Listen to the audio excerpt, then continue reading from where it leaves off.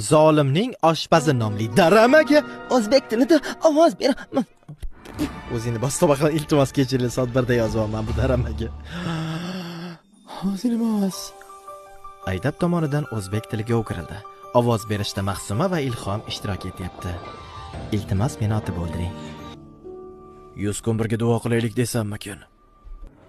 Oy. Nima? Sona qayerda? Nima ishing bor?